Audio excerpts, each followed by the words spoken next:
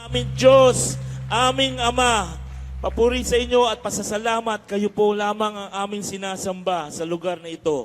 Panginoon, kayo po ang maging aming tagapagturo, kayo po ang manahan sa aming mga puso. Kayo po, Panginoon, ang magbigay sa amin kung ano ang inyong gusto para sa aming buhay. Kayo po ang masunod lamang sa aming buhay, kayo ang aming pakikinggan, Panginoon. Ito pong aming dalangin sa pangalan ni Jesus. Amen. Proverbs 31. She is clothed with strength and dignity. She can laugh at the days to come. A description of a lady who is ideal, whose traits enable her to laugh at all the possible troubles that could happen in the future. She is clothed with strength and dignity and laughter, very expensive commodities. Hindi madali na maging kagalang-galang, maging malakas, at maging cheerful about the future kung hindi ka nagtataglay ng mga kailangan mo para maging ganon ka. Learn from the lady. Matuto tayo sa kahanga-hangang babaeng ito. Salamat, Panginoon, dahil kayo patuloy na nagtuturo sa amin. At ngayon humihiling kami ng paglilinis at ng pagpapakain sa aming espiritu. Turuan nyo kami, akayin, matuto kami sa mga katuro ang aming tutunghayan at liwanag nyo ang siyang maging gabay namin. Kayo po ang mangaral, gamitin nyo lang inyong lingkod bilang inyong kasangkapan. Lead us, teach us, empower us, and glorify your name. Father, we thank you through your Son, Jesus our Lord, our Savior. Learn from the lady. Proverbs 31, 10 to 12. A wife of noble character, who can find? She is worth far more than rubies. Her husband has full confidence in her and lacks nothing of value. She brings him good, not harm, all the days of her life. Ito ang description ng isang butihing ina sa kanyang anak na lalaki sa pagpili at panunuri ng kanyang mapapangasawang babae. At sabi, napakahusay ng babaeng marangal. Ang pagkatao ay malinis. Napakahirap daw matagpuan ng ganito. Mas mayaman pa ang lalaki magkakaroon ng ganitong kabiyak kaysa sa yung punong-puno ka ng mga mamahaling hiyas. Iginagalang daw ng lahat ang kanyang asawa na lalaki pagka ganito ang babae at may tapat at tiyak na pananalig at pagtitiwala ang lalaki sa kanyang asawang babae dahil mabuti lang ang dinadala niya sa kanyang asawa, hindi pangit, hindi masama. The lady is good, is a good wife, partner, family, leader, and member. That's why the husband has full confidence in her.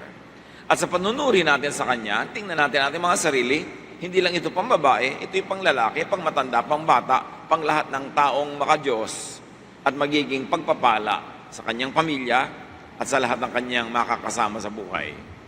Proverbs 31, 13 to 14. She selects wool and flax and works with eager hands. She is like the merchant ships, bringing her food from afar. Marunong siya maghabi, gumawa ng tela. At syempre, ito nung panahon na hindi naman laging may nabibiling commercial tela. Para ka magkadamit, maghabi ka. At napakalaking hanap buhay din na ito ay maibenta mo sa mga willing na bumili. At para daw siyang isang barkong nangangalakal, sari-saring mabubuting bagay ang iniuuwi pag dumarating na ito mula sa paglalakbay. So the lady works for and with profit. Hindi lang basta trabaho ng trabaho, may ganansya ang kanyang trabaho. Verses 15 to 16. She gets up while it is still night. She provides food for her family and portions for her female servants. Very organized ang mabutihing babaeng ito, maagang gumising, pinaghahanda ng pagkain ng kanyang pamilya at binibigyan ng kanya-kanyang assignment ang kanilang mga katulong. Kasi kahit marami kang katulong, pag hindi ka marunong magbigay ng assignment, hindi rin magagawa ang mga gawain sa pinakamabuting paraan. She considers a field and buys it. Verse 16. Out of her earnings, she plants a vineyard. So hindi lang siya masipag sa trabahong bahay, hindi lang siya mahusay mag-hobby, negosyante pa.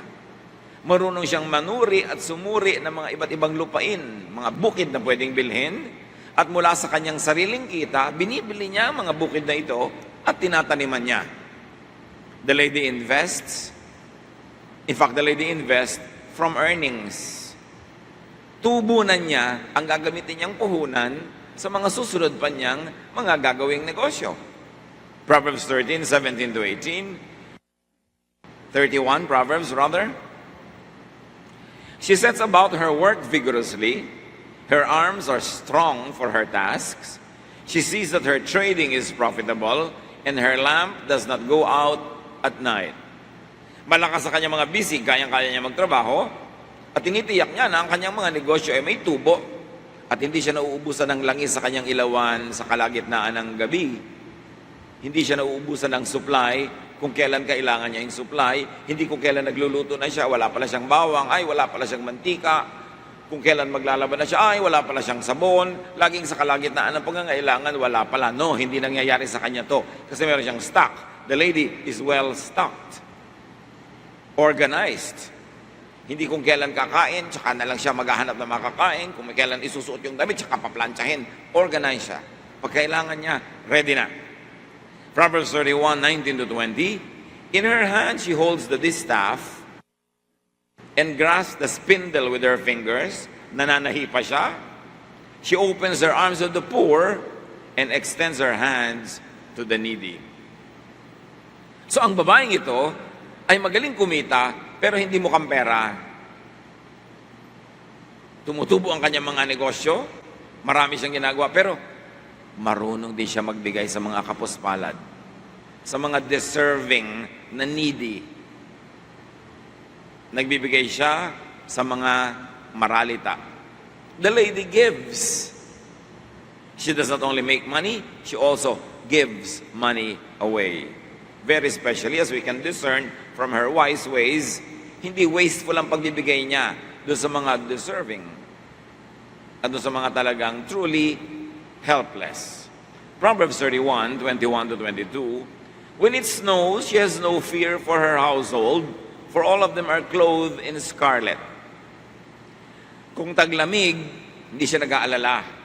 Kasi ang lahat ng miyembro ng kanyang pamilya, may mga jacket, may mga pangginaw, may mga raincoat, kumpleto sila sa gamit, kung ano ang hinihingi ng klima. She makes coverings for her bed, and she is clothed in fine linen and purple. Hindi lang siya, dahil negosyante at busy, ay mukhang tiriringgay at miserable. Magkaganda ang kanyang mga kasuotan, pinakamapipinong lino ang ginagamit niya, magagandang kulay na pangmayaman, at pati mga kama niya may mga pangtakip na magaganda. Nakakaanyayang humiga at magpahinga sa kanyang higaan. The lady enjoys comfort, beauty, and refinement. Of course, which in turn inspires creativity and fruitfulness, which again brings money. So it's cyclical. Pinaliligiran niya ang kanyang sarili at ang kanyang sambahayan ng mga magaganda, masasarap, maiinam na bagay. At dahil doon, napapanatag ang kanilang loob, nakakatulog silang mabuti kung matutulog, kumakain silang mabuti kung kakain, nai-inspire tuloy sila na lalong maging masipag, lalong maging productive, at dahil payapa ang pag-andar ng kanilang sambahayan, they are not always running to solve a crisis. Organized kasi, may oras silang magpahinga, may oras silang mag-isip, at lalo silang tumatalino, kaya lalo silang nakakagawa ng pagkakaperahan. Organized. Paano ka makakapag-isip ng mga magagandang paraan ng pagkakakitaan kung napaka-miserable ng every minute mo? You are trying to escape every moment of danger or risk or emergency. Kailangan organized. So you have enough time to rest. And at rest, you are inspired to be creative. And it is creativity that creates wealth. Yung kagandahan ng paligid, hindi yan luho. Pag maganda ang kapaligiran, lalong yumayaman ang iyong isip, lalo kang nakakapagpayaman sa iyong mga ginagawa. Cyclical yan. Pagka naliligiran ka ng misery, ng baho, ng kapangitan, ng gulo, ng disorganization, anong inspirasyon ng makakukuha ng iyong isip para iangat ang iyong buhay when you are busy just trying to survive? Kaya nakikita natin yung cycles of everyday life na sikreto ng napakahusay na babaeng ito. At nasa Biblia, ang mga ito, hindi lang tayo para inggitin o hindi para sabihin mo, siya yun, ako iba, hindi ko kaya yun. No, nasa Biblia yan para ating pag-aralan, kapulutan ng aral, at hanggat kaya ay gawing huwaran sa ating buhay. Proverbs 31:23. Her husband is respected at the city gate, where she takes his seat among the elders of the land. Palibhasa, matino ang asawang babae, iginagalang ng lahat ang lalaki. Siyempre, kung yung asawang babae hindi matino, nababawasan tuloy yung dignity ng asawa niyang lalaki. Ganon din naman yung baligtarin mo. Pagka hindi matino yung lalaki, pati yung dignity ng babae, nakakaladkad pababa. Minsan, ang husay-husay ng babae, isang school teacher, ang ayos-ayos, tapos yung asawa, lasenggo, nagwawala doon sa labas ng gate ng school. Di siyempre, papababa niyo yung dignity ng kanyang asawa. Pero ito, iginagalang. Sabi, ang husay ng babae na asawa niyan, ang husay ng husband niyan, kaya tuloy ikaw ay napapaangat. So the lady helps make the family respectable and distinguished. Minsan, ang tinutuno ng mga magulang, tapos yung anak, lahat ng gulo, sinalihan, lahat ng problema, kasangkot. O kaya yung anak nagpapakatino, yung magulang naman, pinahampas-hampas sa lahat ng kanto ang kanilang buhay. So anong nangyayari? Kailangan ng pamilya nagtutulungan. Inaangat ninyo ang kalagayan ng inyong pamilya, hindi yung kayo yung pabigat at nagpapababa dito. Proverbs 31:13-14. She makes linen garments and sells them, and supplies the merchants with sashes. She is clothed with strength and dignity. She can laugh at the days to come. Lagi siyang may negosyo. Sinusuplayan niya ang mga tao. So, ibig sabihin niyan, honest siya. Maganda ang product niya kasi may bumibili uli. Hindi siya nangwa 1, 2, 3 na basta naisahan ka lang, tinakbuhan ka na. Wala na siyempre repeat business yun. Pagka hindi nasisiyahan ang iyong customer. Kaya sabi, nababalutan siya, nadadamitan siya ng lakas, no? At dignidad. Kaya niyang pagtawanan ang mga darating na araw. Enrollment ng anak ko next June? Ang dami kong pang-enroll. Ganon? Hindi yung June na naman. Ay, magkakasakit ang nanay ko, ang magulang ko. Meron akong inipon para dyan. O ibinili ko sila na insurance. Baka bumaha, mababasa ang furniture, palitan, may pampalit. She can laugh at the days to come. Darating ang panahon, tatanda ako, magkakasakit, may pang-ospital, may pambayad ng caregiver. She can laugh at the days to come. Hindi ito inilagay sa Biblia para mang-inggit o para sabihin natin, imposible. Inilagay yan dyan dahil posible. Siguro, hindi naman lahat ng katangiang ito may iipon sa isang tao lang. Pero at least baka 80% ka man lang, edi magandang score na yon. The lady has maximum preparation for and protection from troubling needs. As you can see, ang lahat ng kanyang abilidad na maging cheerful about the future ay may financial aspect. Kaya niya na maging confident about the future dahil meron siyang hanap buhay, kumikita siya, maayos ang kanyang sambahayan. Hindi kumikita ka nga, pero nabulagsak naman yung sambahayan mo, natatapon din yung kinikita mo, nababantayan niya yung kinikita, yung tubo pa nga ang ini-invest niya, yung iba yung puhunan, yun na ang pinapapak. May tindahan ka, tapos gagastusin mo yung kita ngayon, di bukas wala kang pamalengke, pampalit ng supply, di babagsak ang tindahan.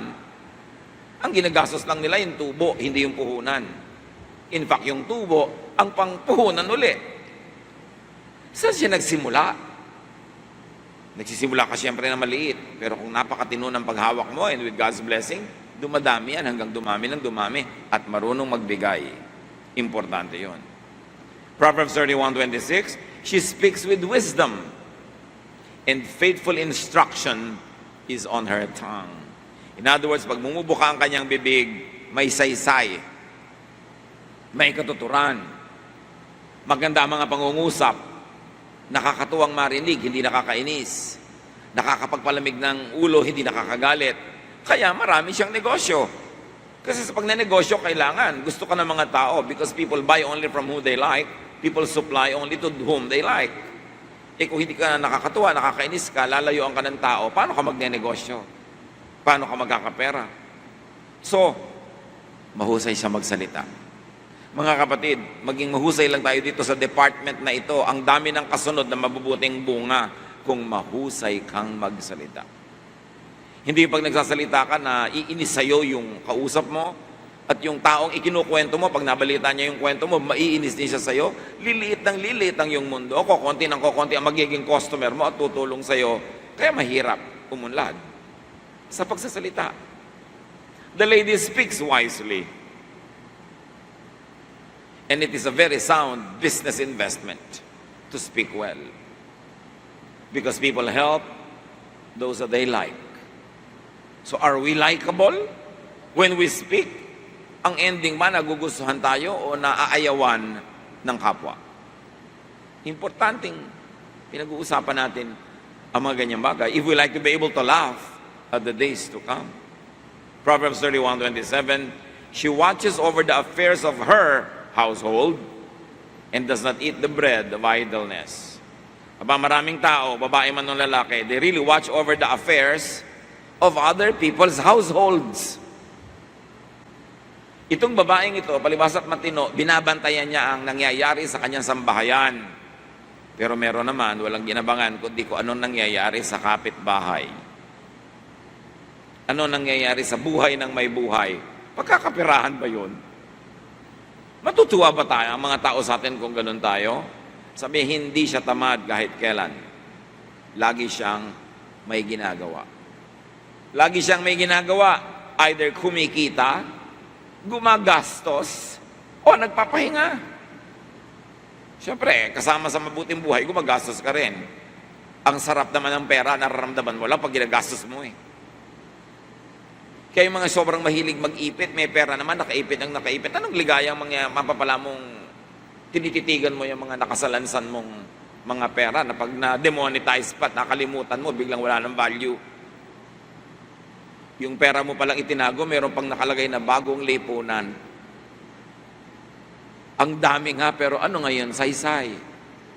Masarap lang ang pera pag dumudulas palabas. Kaya dapat, marunong kang magpadulas palabas kung marunong kang magpapasok. Dapat kumikita ka, gumagastos ka.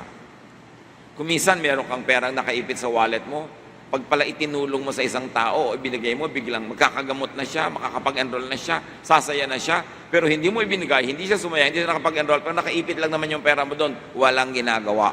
The power of money is felt best when it is being spent, when it is being given away. Therefore, earn it so you can have something to spend or to give away. The lady manages her household well and is not lazy. Bakit mahalaga sa important business practice na masaya ang bahay mo, organize ang bahay mo? Kasi kahit ang laki mong kumita sa labas, kung pag-uwi mo, sabog-sabog yung bahay, nawawala yung asawa mo, nawawala yung anak mo, ang gulo-gulo, bukas, puyat ka, hindi ka na rin makakapag-desisyon na mabuti, maapektuhan din negosyo mo. Para ang negosyo sa labas ay maging maunlad, maayos, kailangan maayos ang tahanan. Kasi doon ka nakatayo, doon ka nanggagaling, doon ka nakatindig. Pagka yun ay pag-ewang-gewang, pagka yun ay unstable, pagka yun ay troubled, your business will be affected. Your work will be affected. Your profession will be affected. Kaya ang matatalinong professionals, inuuna nilang ayusin ang kanilang sambahayan. Dahil mahirap magsaksid sa labas kung ang gulo-gulo sa loob ng iyong pamilya. Proverbs 31:13-14, her children arise and call her blessed. Her husband also, and he praises her. Nakita nyo? Bago pa nauso ang women's liberation, ang feminism at kung ano-ano pa, itong babaeng ito, kumikita ng sarili niyang income. Hindi siya nakaasa sa asawa. Ngayon, kung ikaw naman ay walang income sa labas, pero naka-full-time ka sa bahay, kaya naman nakakapagtrabaho yung asawa mo, kaya siya kumikita, kaya siya nakakapagnegosyo, kasi ikaw ang nagpapaandar ng bahay na inuuwian niya, kinakainan niya, pinagbibihisan niya, nililiguan niya. So kasali ka talaga sa kanyang negosyo. Hindi ka dekorasyon. Huwag mo sasabihin, housewife lang po ako, wala po akong trabaho. Walang trabaho? Hindi ba tubero ka kanina sa bahay mo? Hindi ba security guard ka? Hindi ba caregiver ka sa biyanan mo? Hindi ba nurse ka sa mga anak mo? At hindi ba kung ano-ano pa ang mga role mo sa iyong asawa? Hindi ka ba karpentero sa inyong bahay? Hindi ka ba manager? Hindi ka ba administrator? Ikaw na nga lahat yun. Tapos sasabihin mo, wala po akong trabaho, housewife only. Kaya pagka sinasabing mga ibang husband, hoy, akong kumikita. Sabi mo, oy, kung hindi ka kikita, kung bulagsak akong asawa, ha? Kung pag-uwi mo, walang ulam, walang pagkain, yung isusuot mo sa business meeting mo bukas, lukot-lukot, marumi, hindi ka makaka-attend. Huwag mong sabihin, nasa bahay lang ako. Kaya ka nakakapagtrabaho mabuti sa labas, inaayos ko ang bahay. Partnership talaga yan. Pero itong babaeng ito, hindi lang housewife, businesswoman, entrepreneur. Talagang suspecha ko, Pilipina to eh. Dahil ang galing kumita. Di ba? Kung hindi nagtitinda ng makeup sa bahay-bahay, may sari-sari store, may mga pahulugan, gumagawa ng hamon, tosino, sari-sari. Pilipina talaga to. Ang galing-galing na babae. Kasi ang gagaling ng mga Pilipinas sa ganito. Salamat na lang mga Pilipino tayo, ang mga nanay natin, ang mga kabiyak, mga ate, ay mga Pilipinang mahuhusay. The lady is appreciated and celebrated by her family. Imagine, her children arise and call her blessed. Pagbangon ba ng anak nyo, sabihin, blessed ang nanay ko, thank you Lord. Oh, wala pa po bang breakfast? Ito na naman. Ganun naman sinasabi ng mga bata. By the way, wala kayong karapatan mga bata magganyan kung wala pa kayong income at entrega. Dapat lagi sa bahay, seafood. What you see, that's the food. Hindi yung hanap ka naghanap ng kung ano-ano, wala ka namang ina-entrega dyan. Pero paggising ng asawa niya, paggising ng mga anak, pinupuri siya agad. So niya, this is life. This is a very nice home. At hindi laging kailangang mayaman sa pera para maging ganon. Basta lang maayos.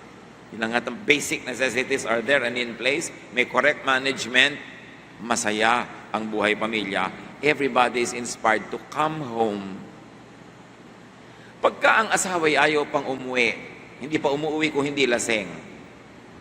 Ang mga anak ay ayaw umuwi kung hindi hating gabi na o umaga na, baka hindi attractive umuwi sa tahanan.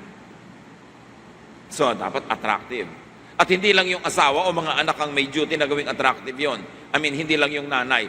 Lahat may duty to make the home attractive. Para nakakadagdag ka sa pagiging attractive na yung bahay. So people want to come home. Proverbs 31:29-30. Many women do noble things, but you surpass them all. Charm is deceptive and beauty is fleeting. But a woman who fears the Lord is to be praised. Sabi ko naman, marami naman gumagawa ng mga ganyan-ganyan din, pero kakaiba ka. Nahihigitan mo silang lahat. Sabi, alam mo yung ganda, yung alindog? Sandali lang yan. Ang tao, sandali lang naman talagang physically maganda. 10 to 20 years siguro na maganda. And the rest of your life, nagpapaganda na lang. Diba? Pero, sa sandali, kaya kung ang capital mo lang beauty, masyadong mabilis maubos yung capital na yan. Pero kung ang capital mo yung noble character, yan hindi na uubos. Sa pagdaan ng panahon, lalo pang gumaganda. Sabi nga yun, a woman who fears the Lord is to be praised. In other words, this woman fears the Lord. Hindi natin nakitang i-describe siya na simba ng simba, dasal ng dasal, sa ulo ng mga verses, namamanata at kung ano-ano, hindi. But this woman practices high religion. Kasi yung action niya, yung kanyang character, yung kanyang fruitfulness, ang nagpapahayag ng kanyang mataas na uri ng paggalang, pagkilala, at pagsamba sa Diyos. Because character and fruitfulness are both high religion. Kung dasal ka ng dasal, wala ka namang ginagawang hanap buhay, ano ina-expect mo? Uulan ng pera? Kung nilakipan mo pa ng dasal yung ginagawa mo, di mabuti. But you see, it's very deliberate that the description of this woman as a godly woman was not filled with religiosity, but with good deeds and good character. Kasi ipinapakita dito talaga na ang tunay na pananalig sa Diyos ay naipapakita, naipapaliwanag, at naihawa sa iba sa pamamagitan ng kabutihan ng asal at mabubuting gawa. The lady fears the Lord. And the lady's fear of the Lord is expressed, articulated by her excellent work, vocabulary, deportment, etiquette, character, high religion ang mga bagay na ito. Better than formal religiosity. Nadadaig ng mahuhusay na karakter ang mga relihiyoso. Sa katunayan, maraming ang relihiyoso, basahan ng karakter. Kung maganda na yung karakter mo, religious ka pa, di doble. Pero ang in-emphasize dito, idiniin, yung kanyang pagiging makadiyos na nakikita sa kanyang gawa. Proverbs 31:31, honor her for all her hands have done, and let her works bring her praise at the city gate. Husbands, do you honor your very good wives? Wife, do you honor your husband for his being such a good man? Children, do you honor your mother, your father? Parents, do you honor your child or children? The family members should honor each other, not dishonor. You celebrate each other. You praise each other. Hindi yung pinupuri mo sa iba. Alam mo ang anak ko, alam mo ang anak ko. No, yung anak mo mismo sabihin mo, I'm very happy about you. Natutuwa ako tungkol sa iyo. And be expressive of that. The lady is honorable and is honored. Ano ang mga iba pa mga leksyon na maaari nating mapulot dito sa description na ito ng isang ulirang babae? In fact, ganyan din dapat ang ulirang lalaki, ang ulirang tao, ulirang anak. First of all, life could be full of troubles, of troubling needs. Maraming problema ang buhay. Maraming kailangan. Maraming suliranin. Hindi yan bago, hindi yan sorpresa. Job 5:7, man is born to trouble. Talagang yan ang haharapin ng bawat tao, mga suliranin. Ang lesson sa babaeng ito, prepare for, fortify, strengthen yourself against troubling needs. Hindi nakakagulat na magkakaroon ng problema. Dapat yun asahan. Ang nakakagulat ay wala kang paghahanda sa problema na siguradong darating. Yun ang nakakagulat. Huwag kang magulat na umuulan pag tag-ulan, o ngayon kahit kailan umuulan na lang. Ang nakakagulat ay ito, sipunin ka, mahina ang katawan mo, wala kang dalang payong. Yun ang nakakagulat. Marami kang mga sakit. Ang nakakagulat, lakad ka ng lakad, wala kang dalang gamot. Alam mo naman na may sakit ka. Yung pagdating ng problema, hindi nakakagulat. Ang nakakagulat ay hindi ka man lang naghahanda. Nakakagulat ba yung exam ng estudyante? No. It's part of student life. Pero ba't hindi ka handa? Alam mo naman may exam lagi. Alam mo na may ipapas na homework, may ipapas na project, may deadline yon. Ba't di mo masubmit? Yun ang nakakagulat. Alam mong may pangangailangan, di mo yun nasikaso. Tapos aasa ka na, papasa ka. Yun ang malaking kabiguan sa buhay, mga kapatid. Umaasa kang umani na di mo tinanim. Magpapapray ka. Ipagpray mo naman na gumaling ang baga ko. Matapos mong lunurin yan sa 3 anggatdam na alak. Matapos mong puyatin ang sarili mo araw-araw, ubusin ang sarili mo, ang pera mo sa mga walang kwentang pagkain, at matapos kang manigarilyo ng manigarilyo, ipagpe-pray ko na gumaling ka. Alam mo ba na ang prayer ay pag-ani ng itinanim? Pag hindi mo itananim, kahit mangisay ka ng kape-pray, hindi mangyayari yun. Kasi sabi, you harvest what you plant. Inaani ang itinanim. Akala nung iba, ang prayer magic. Na pag nag-pray ka, mababaliwala na yung katotohanan na pinabayaan niya ang kalusugan niya at magically gagaling siya. No. May sakit ka ngayon, pinabayaan mo nung nakaraang taon, nagpe-pray kang gumaling ka, well, magtanim ka ngayon ng kabutihan sa iyong katawan, magsimula kang magpagamot, kumain ng masarap, masustansya, magpahinga, tanggalin mo yung mga bisyo, at baka next year gumaling ka. Pero huwag mong asahan ngayon, nagpray tayo, gagaling ka. Magic ang tawag doon. Pero yung, sabihin mo, ipagpray mo naman na pumasa ako sa exam. Nag-aral ka ba? Hindi. Eh di sasayangin mo oras ko pananalangin. Ipanalangin mo man, magkapera ako sa pangangailangan ko next month. May itinanim ka ba? May pinautang ka ba? May negosyo ka ba? Naghanap buhay ka ba? Umi-expect ka ba ng sweldo? Wala. Eh bakit ka ipapanalangin magkapera? When we pray according to God's will, He hears us. And the will of God is, you harvest what you plant. Hindi natin naintindihan yung prayer. Akala natin, pagmamagicin mong Diyos. Kaya bakit po kaya ako pray ng pray, hindi naman dinidinig? Dininig na. Hindi po sinasagot. Sinagot na, ang sagot ay no. Hindi mo ba nadinig no? Ang laki-laking no. Dahil nagpe-pray ka na umulad ka sa buhay, ang tamad-tamad mo, no. Magpakasipag ka para ka umunlad. You harvest what you plant. Learn from this lady. This wonderful woman. So, Proverbs 28:19, he who works his land will have abundant food, but the one who chases fantasies will have his fill of poverty. At maraming tao, ang prayer nila ganon, fantasy. Sabi, ang kasama yun ng fantasy, poverty. So learn from the lady, work well, and earn well. Kasunod ng work yung earn. Kasi marami mga kapatid, work ng work, pagod na pagod na pagod na pagod, halos magpaalipin na sa pagtatrabaho, pero wala, at kulang pa rin. In other words, hindi ka dapat dyan nagtatrabaho o hindi dapat dyan ginagawa mo. Kasi napapagod ka, wala kang profit. Dapat may profit. So don't just work hard, work smart. Work well and earn well. Invest. Invest in your health. O tanim ka ng tanim ng artificially colored food sa iyong katawan.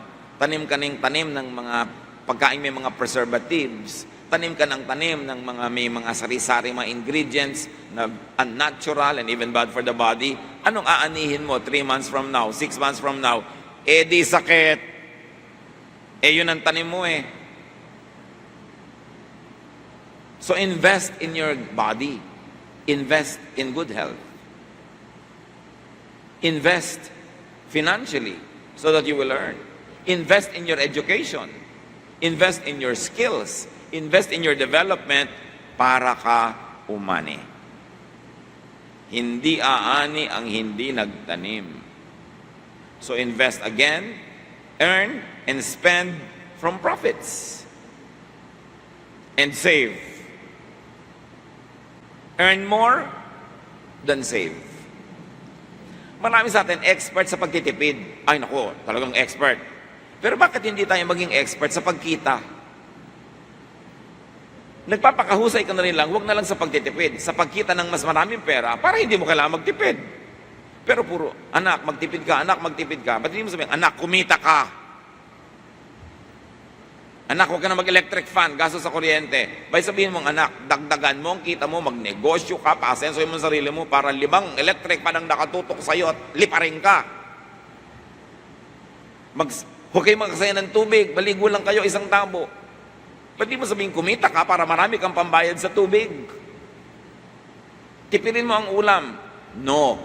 Kumikita ka ba ng tama? Bakit hindi ka kumita ng mas tama? Humanap ng trabahong mas tama, magnegosyo para ang ulam natin. Pagkarami-rami, may ipamigay pa tayo sa iba. Alam niyo yung pagtitipid, virtue yan kung wala ka ng choice. Pero dapat ang unahin mo, kumita ng marami para di mo kailangan magtipid. And then nagsisave ka kasi sobrang dami na, hindi mo maubos, nagsisave ka na lang. Pero hindi ka nagsisave dahil wala. Palitan natin ang mentality natin mula sa pagtitipid tungo sa pagkita more. So sabihin niyo sa katabi niyo, kumita ka pa more. Diba? Para di tayo tipid ng tipid. Dapat lakihan natin yung income natin. So, kasama niyan, learn from the lady, give. Sikreto talaga yan ang prosperous life. You give. Inhale ka ng inhale. Subukan mo mag-exhale. So, nga, practice. Pag sinabi ko inhale, inhale kayo ha. Huwag mo na mag-exhale hanggang hindi sinasabing wag. Oh, inhale. Exhale. Ganon. So, pag may pumasok, may ibibigay ka rin palabas. Kailangan marunong ka magbigay. Kasi kung hindi ka mag-exhale, sasabog ka. Mamamatay ka. Ganun din, pag nakakatanggap tayo, bigay. May nagregalo sa'yo, may ibibigay ka. May nagregalo sa'yo ng isang bagong damit, kung hindi man yun ibibigay mo sa iba, pipili ka ng mga ibang damit mo na nagugustuhan ng kung sinong kilala mo, ibigay mo. Pag may pumasok, may lalabas.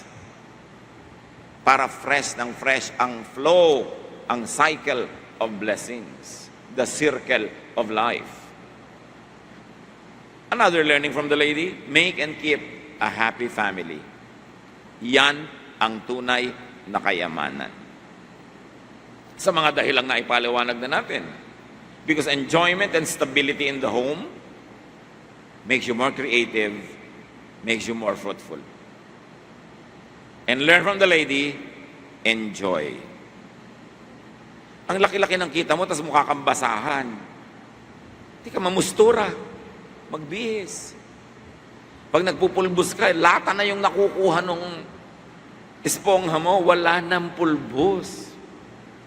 Bubili ka na ng bago, may pambili ka. Diba? May pagkain kayo, sarapan. Yung mahihiga ka sa kama, bakit naman sako? Wala ba kayong pambili ng linen?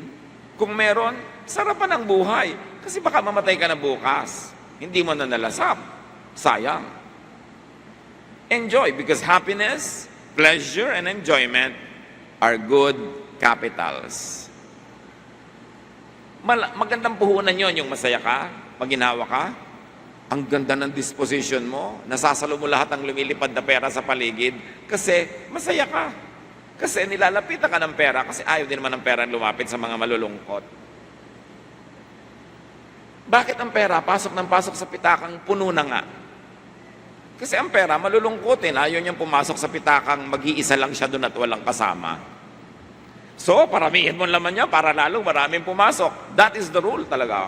Kahit na ano pang baligtad ang pangangatwiran mo, yun ang totoo.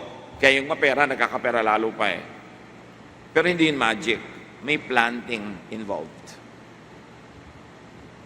Fear the Lord with outstanding behavior. Which means with productivity, efficiency, excellence, charity, not only with formal religiosity. And then, laugh at the days, laugh at the troubles to come. Do not fear the future when you planted in the past. Huwag matakot sa kinabukasan kung last week nagtanim ka. Galatians 6:7, a man reaps what he sows. Kung anong tanim ay ani. So, plant what you want to harvest. You want to have friends? Be friendly. Invest in friendship. You want income?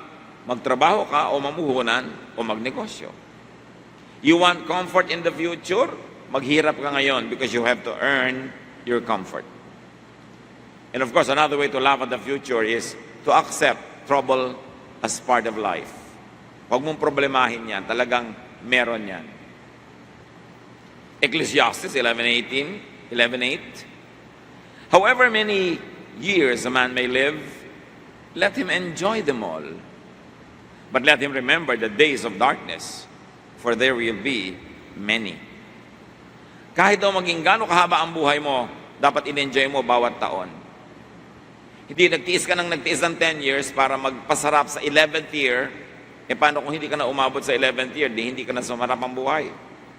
So dapat, every day meron kang trabaho, at sa loob ng araw na yun, meron ka ring mini vacation, kahit 30 minutes, 1 hour, may rest ka. Meron kang pagtitipid sa araw na yun, pero meron ka ring pagpapasarap sa araw na yun, kahit na 2 turon yung kinain mo, imbes 1. Dapat marunong ka sa bawat araw, bawat linggo, bawat buwan, bawat taon, meron kang bakasyon, may pahinga, may enjoyment, may pagsisikap. Hindi yung titiisin mo lahat tuloy-tuloy para ka lang mag-enjoy doon sa dulo. Paano nga kung hindi ka na nakaabot doon? Dapat every moment, umiimbento ka ng saya, habang umiimbento ka rin ng bunga dahil nagtatrabaho. Siyempre, may trouble ang buhay. Pero ang pangsangga doon, ang pangontra doon, is enjoyment. And preparation for it, strengthening of the system, strengthening of yourself. John 16:33, sabi ni Jesus, in this world, you will have trouble. It's not a surprise. But you also have the Lord. And you have seeds to plant. And you have yourself, created by God wonderfully. So, let troubles come. Laugh at the troubles to come. Prepare for and solve problems. Prepare mentally. Prepare materially. Prepare for frustration, failure, for limitation. Prepare for sickness, for death, for separation, for sadness. Pag mahal na mahal mo isang bagay, ihanda mo ang iyong loob na one of these days, pwedeng mawala yun. Para hindi ka attached na attached. At hindi ka sobrang mai-imbalance kung nawala nga. Mag-practice. Kaya sabi ni Solomon, it's better to go to a house of mourning than to a house of feasting. Mas mainam daw pumunta sa mga nakikiramay, sa mga patay, sa mga lamay kaysa sa party. Kasi napapractice ka sa kalungkutan at naaalala mong yes, may kamatayan. At pwedeng dumating yan kahit kailan, kaya dapat handa ka sa kamatayan mo at sa kamatayan ng mga mahal mo sa buhay. Dapat handa tayo doon kasi hindi yun surprise. Matthew 7:7-8, sabi ni Jesus, ask and it will be given to you. Seek and you will find. Knock and the door will be opened to you. For everyone who asks receives. He who seeks finds. And to him who knocks, the door will be opened. The lesson is do not be passive. Huwag mo lang antayin. You ask, you seek, you knock. Hindi ibig sabihin, naghihintay ka lang, nalaglagan ka, nakusa ng biyaya. Learn, master how to ask, to seek, and to knock. Sabi ng iba, strike the iron while it is hot. Alam niyo yung mga panday, pinapainit nila ang bakal at pag nagbabaga yun, malambot yun, pinupukpok nila para mapasunod nila kung anong korte ang gusto nilang gawin sa bakal. So, strike the iron while it's hot. But, what happens if it's not hot? You make it hot by striking. Habang maganda ang panahon, gumawa ka ng mga bagay. Pero kung ang tagal na hindi maganda ang panahon, pagandahin mo. Imbentuhin mo ang paraan para merong mangyari. Huwag ka lang tumunganga. Laugh at the troubles to come, which means accept non-problems. Di ba accept problems? Accept lalo yung non-problems. And what are non-problems? Issues that have no solution ever. Issues that have no solution yet. Accept.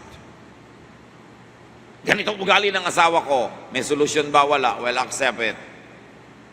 Problema ko po yan. Meron bang solusyon? Wala nga po. Hindi problema. Kasi ang problema may solusyon. Pag walang solusyon, hindi yan problema. tanggapin mo na lang, huwag mong problemahin para tahimik ang buhay.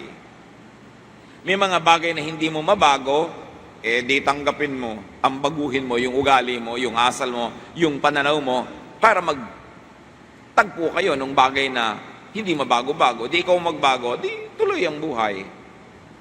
Marami tayong pinoproblema na hindi naman problema eh. Pinoproblema pa na iba yung end of the world. Naku, pinoproblema ko pa yung end of the world. Mapipigil mo ba? Hindi po. Ma-advance mo ba? Hindi po. Madedali mo ba? Hindi po. So may solusyon ba? Wala po. Di hindi problema. Ang definition ng problema, may solusyon na katapat. Hinahanap mo lang. Pero kung wala talagang solusyon, hindi yung problema. It's a fact of life. Accept it. Live with it. Ecclesiastes 1:15. Whatever is twisted cannot be straightened. Whatever is lacking cannot be counted. Kung talagang liko yan, huwag mong patayin ang sarili mo katutuwid kasi hindi mo natutuwid. May mga bagay na dapat tanggapin. Lalo ang mga likas na ugali ng tao. Na kahit idaan mo sa makina, ibilad mo, ikula mo, tagtarin mo, sementohan mo, weldingan mo siya, ayaw magbago, likas na yon. Tanggapin mo na. Ang kausap natin dito, hindi yung may ugali, ay yung tatanggap. Pero kung may ugali, ikaw yung may katawan, pilitin mong ayusin ang sarili mo. Kasi ikaw makakaayos ang sarili mo para hindi ka naman salot sa kapwa. Pero kung salot ang kapatid mo, salot ang nanay mo, salot ang anak mo, ay wala talagang magawa, tanggapin mo na lang. Because whatever is twisted cannot be straightened. Papagurin mo lang ang sarili mo. At yung wala, please wag bilangin. Kasi nga wala eh. Masaya sana ako mga anak kung nandito ang atin nyo, pero 7 lang kayo, 8 kayo. Nanay, 7 na nga kami, wala nga siya. Anong gusto nyo gawin? Humagulgul tayo lahat. O cry tayo dahil wala si ate. Andito na nga kami eh. Ba't ang hinahanap nyo yung wala? Lulungkot tuloy kayo. Huwag nyo hanapin yung wala. Lalo't hindi nyo makayang ilagay doon. Mapapagod lang kayo. Lulungkot lang kayo. Do what you can. Accept what you cannot do or change. If it is a problem, it is a solution. If it has no solution, then it is not a problem. Accept it. Live with it. How can you laugh at troubles to come? Enjoy as much as possible in spite of, because of troubles. Huwag niyong hayaan na ang isang suliranin ay bumaliwala at magtakip, maglambong ng dilim sa maraming magagandang bagay naman. Keep it where it belongs. Yung frustration, kung maliit, hayaang maliit, huwag hayaan na yung ibang mga bagay na dapat ipagdiwang, ipinagluluksa tuloy dahil lang sa isang bagay na hindi mo gusto. Tanggapin anuman ang dumarating sa buhay, matapos mong nagawa ang kaya mong gawin para ito ayusin, tanggapin na. Job 2:10, shall we accept good from God and not trouble? Obvious ang sagot. Yes, we accept everything that God allows to happen in our lives. And then we live with it. We try to enjoy in spite of troubles. In fact, because of troubles, we invent enjoyment para mabalance ang ating buhay. Even in deserts of trouble, make and enjoy pocket gardens of relief. Kaya mas miserable ang buhay, mas dapat umimbento ng kasiyahan, ng kapayapaan, kahit saglit, kahit tahimik, kahit konti, para may pangontra. And really, you want to be able to laugh at the troubles to come, fear God. And the fear of God doesn't mean you cringe in fear na nanginginig ka sa takot. No. Fear God by working well, by being a good person, by being respectable, by planting. That is what fear of God means. So it's a most notable preparation for laughter, because when you do things God's way, you will never lack God's blessings. Ecclesiastes 12:13, fear God and keep His commandments, for this is the whole duty of man. Meron lang isang babala, mga kapatid. Tiyakin ninyo na ang commandment na sinusunod nyo ay commandment talaga ng Diyos at hindi commandment lang ng religion. Kasi maraming iniimbentong commandment at mga rules and regulations ng religion na hindi naman galing sa Diyos, galing lang sa religious leaders. Para makontrol ang mga tao, para dumali ang pamamahala, tiyakin nyo lang kung kayo'y nagsisacrifice sa pagsunod ng isang kautusan, galing nga sa Diyos at hindi inimbento lang ng simbahan. Para sulit ang inyong sakripisyo. And God is so good, God is so kind, napaka-konti at minimum, very minimal, ang kanya mga ibinibigay na commands, ang daming ibinigay sa atin na freedom, laya, instruction, teaching, so that we can have a full life. As sabi ni Lord, I came that they might have life and have it to the full. I came to give you rest. Yan ang ibinibigay sa atin ng Diyos. Pag hindi restful, hindi yan galing kay Jesus. Kaya suriin kung anong pinagpakahirapang sundin, baka naman hindi naman pala kailangan, utos lang ng iba na naka-costume ng religion. Dapat suriin yan. Fear God. And what is God's purest law? Natural law. Because God is the creator of nature. That's why physics is the purest science. Kahit anong gawin mo, may gravity, may velocity. Kahit anong gawin mo, mayroong mga rules na hindi maiiba kasi Diyos ang naglagay doon. And one of the basic rules is that of agriculture. You harvest what you plant. So learn from the lady, not the lazy. Isang letra lang ang maiba dyan, ibang-iba na ang buhay nyo, ha? Learn from that lady of Proverbs 31, not from the lazy. Proverbs 12:24, diligent hands will rule, but laziness ends in slave labor. Kaya kaalipin ngayon, siguro tamad ka kahapon, o tamad ang iyong magulang, o tamad ang iyong lolo't lola, namana mo tuloy ang pagkaalipin. Kasi sabi, ang masipag, siya ang magwawagi. Ang masipag, siya ang mangingibabaw, siya ang maghahari. At ang tamad, siya man o ang mga taong lumikha ng buhay niya, ang tamad magiging alipin.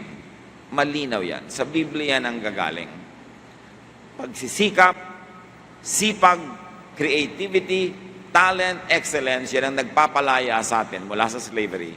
Slavery to poverty, slavery to other people. What will set you free is fear of God, which means diligence, hard work, creativity, excellence. When you do this, you can laugh at the days to come like this very special lady. Dear God, teach us.